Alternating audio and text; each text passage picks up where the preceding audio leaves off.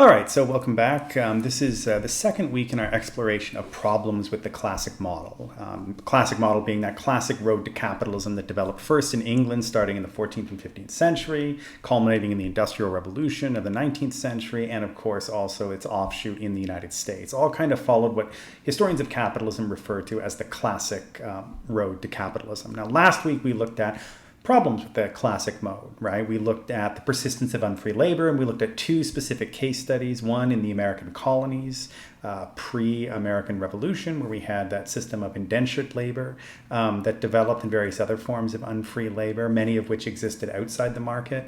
And we also saw another case study of the British Empire in the 19th century. When the British Empire was trying to figure out a labor system to replace slavery, it turned to indentured servants from their colonies in India, and also from China, which was not a colony of England, but they did have an imperial relationship with China and a base of operations in Hong Kong.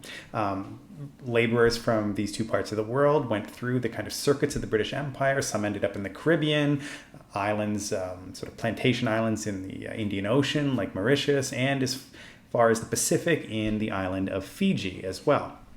And so today what we're going to do is continue our exploration of problems with the classic road to capitalism, or the classic model, as historians often call it. And what we're going to look at today is alternative roads to capitalism, right? The English and sort of the American road is kind of that classic model, but there are different roads to capitalism, and we're going to look at three examples. But before we get there, let's just recap some of the classic model of the road to capitalism. So if we think of the classic model, we're talking about that violent transition from feudalism that began on the English countryside, starting with the Black Death in the 14th century, culminating in revolts of the peasants, how 50% of the peasants essentially were killed as a result of the Black Death, as was most, or at least 50% of the European population. This freed up a lot of land. Before that, it created this clash between peasants and landlords because labor was now scarce and peasants had more freedom than they otherwise would. And then this led to what initially we called the Enclosure Movement, right? Where all this land that was now available was kind of bought up and consolidated by these landlords that were no longer bound to these feudal rights of rents that had existed for hundreds of years as a result of the feudal system and this feudal custom that was passed down from one generation to another, from peasant father to peasant son. Now, with all this new land becoming available, landlords could rent it out on a free market, which meant that they could charge whatever rent they wanted. They could raise rent every year, which created an incentive for new tenant farmers to become more efficient, right, to reduce their labor force. And it created that nexus of, landlord, tenant farmer, and wage labor. And as they were reducing their labor force, these wage laborers were no longer needed on the countryside. And you had this, the peasants left the land as wage laborers and created this massive surplus of labor that was potentially available for something else. Now, eventually that surplus would be absorbed into the new industries that would emerge much later, hundreds of years later, in the major cities. But the key thing that expulsion of the peasants from the land did was it created a dual market in land and labor, right? A dual market for labor because now there were wage laborers who had only their labor to sell. And because they had only their labor to sell and lacked access to the means of subsistence like the peasants did in the land, the only way that they could maintain their lives was to buy commodities, initially food commodities, but also anything else.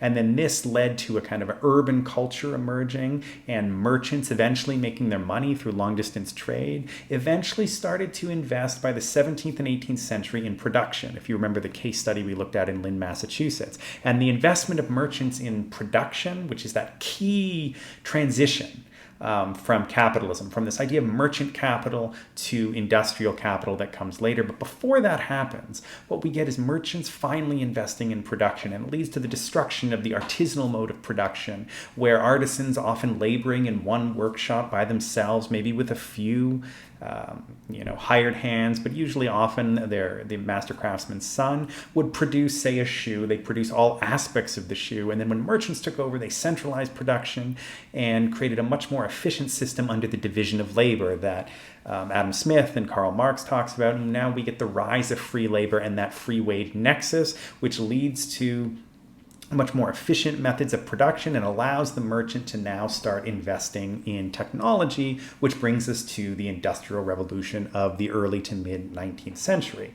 Now that is a very, very abridged version. Of course, we went into much larger amounts of detail earlier in the course in our first and second lectures, but that's the abridged version of that classic case, just as a reminder. So today we're going to look at three alternatives that take a very different route to capitalism, or that transition into what becomes commercial capitalism and later industrial capitalism.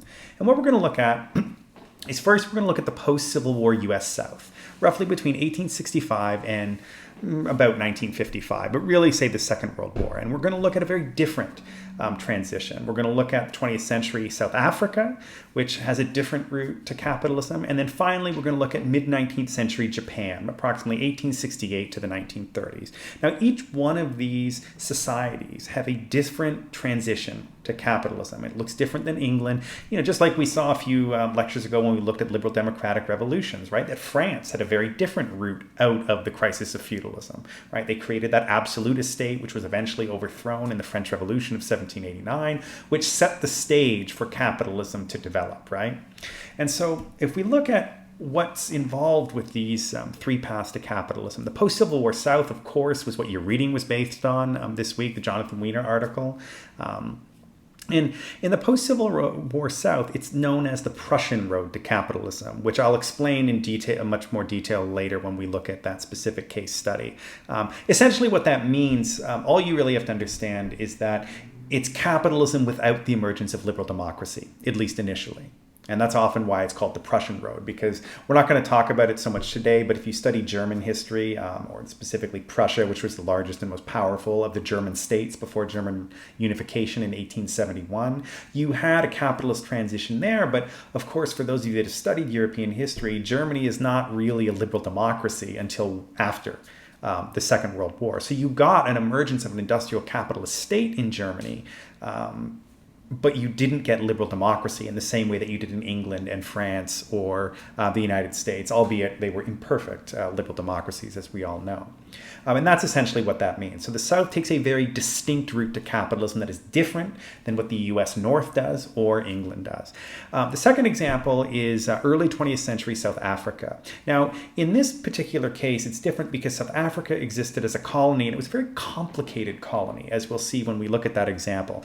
And I'm going to do a separate video for each one of them, starting with the American South. And then for the case of South Africa, I'm actually going to be interviewing Professor Rick Halpern, who was originally supposed to teach this course, largely because he just knows a lot more about South Africa than I did. In fact, he published an article about 15, 20 years ago as a comparison between the sugar industries of South Africa and Louisiana. So he knows South Africa much, much better than I am. So instead of me talking, I'm just going to interview him, an extended interview of about 20 to 25 minutes. And he's going to lay out exactly how South Africa transitioned to a capitalist economy and a capitalist mode of production. And in the case of South Africa, we are looking at the state as the primary mover. Right? It doesn't develop in the same way that the English case does. In South Africa, the state, specifically the imperial state of the British Empire, is the prime mover in bringing about a capitalist mode of production in South Africa. And then finally, the third example we're going to look at, which will also be a separate video, is mid-19th century Japan. And what's really fascinating about 19th century Japan is that in many ways, it's a revolution from above, or a bourgeois revolution without a bourgeoisie. And you'll understand more about what I mean when we specifically look at that. And we're going to look at, in detail, the Meiji Restoration of 1867, 1868, where the Japanese government that was seized by a group of daimyos and former samurais in cooperation with some merchants, although the merchant class in Japan is very different than other places, seize control of the government, and then the state brings about a capitalist revolution quite consciously, which is very different than the other revolutions that we looked at. Remember, I kept saying in the case of the English or the French and the American, it's not like people were trying to bring about capitalism. They were trying to secure property rights, yes, which led to capitalism developing. But in Japan, it's a very conscious effort on the part of the newly really the new sort of Meiji state in 1868 to actually bring about industrial capitalism. And we'll understand why that is. So I'm going to leave it at there as an introduction. And then the first video where I'm going to look at the South and the US South's transition to the capitalist mode of production.